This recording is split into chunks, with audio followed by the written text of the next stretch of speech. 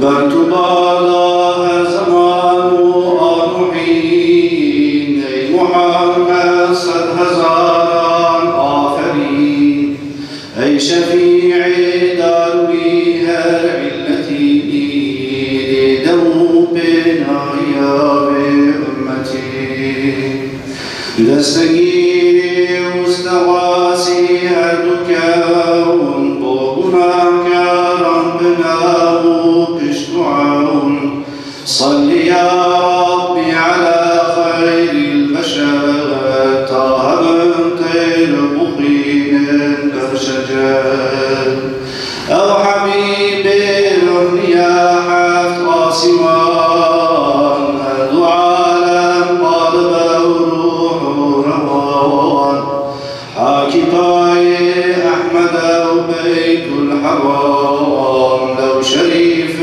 zemzem rukn maqam salli ya Rabbi ala hayril vera tesiru şemsu fi seb'il ula فخر إبراهيم إسماعيل نوح مصطفى وفاي وفتوح ما رميت إذ رميت وشدال تستوي تستي خداد الكربار صل يا ربي على ختم الرسول ما يموج العاشقون في السبل أو كريمي خوش نواير چرخ طول داغ دار بوسي ماي بنور أي شفيع صاحبي آلاء حمام من هلا بحمدنا نسيان عمد لمهبي وصفاد أسفقير جري آلايات بمروجع سكير قرد بيت هنجنار بالنجاة بعشق شوقكم بجن الصلاة الصلاة والسلام عليك يا رسول الله الصلاة والسلام عليك يا حبيب الله الصلاة والسلام عليك يا خير خلق الله.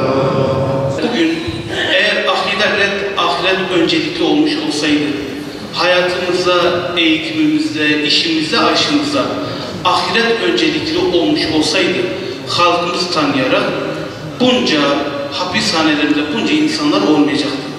Dünya bu kadar kötülükle mücehhez donatılmış olmayacaktı. Yerine güzellikle donanmış olacaktı. Bir başka husus, namaz kılmak, oruç tutmak, zekat vermek ne kadar bir ibadet ise halal kazanç da o kadar kıymetlidir. Üstad Hazretleri halal kazancın da ne kadar kıymetli olduğunu bizlere kendi eserlerinde yer vermiş. Eğer ahireti kazanmak istiyor isek ibadetle beraber ticaret hayatımızın da Allah'ın emretmiş olduğu şekilde olduğunu, emretmiş olduğu şekilde yaşanmamız gerektiğini bize bildirmişlerdir. Elhamdülillahi Rabbil alemin ve salatu ve selamu ala Resulina Muhammedin ve ala alihi ve sahbihi ecma'in. Bediüzzaman'ın bir tek gayesi vardır. Bir tek gayem vardır. O da mezara yaklaştığım şu zamanda İslam memleketi olan bu vatanda Bolşevik baykuşlarının seslerini işitiyoruz. Bu ses alem İslam'ın iman esaslarını zedeliyor. Halkı, bilhassa gençleri imansız yaparak kendine bağlıyor. Ben bütün gayretimle bunlarla mücadele edeceğim. Ve bu mücadelem ile inşallah Allah'ın huzuruna gideceğim.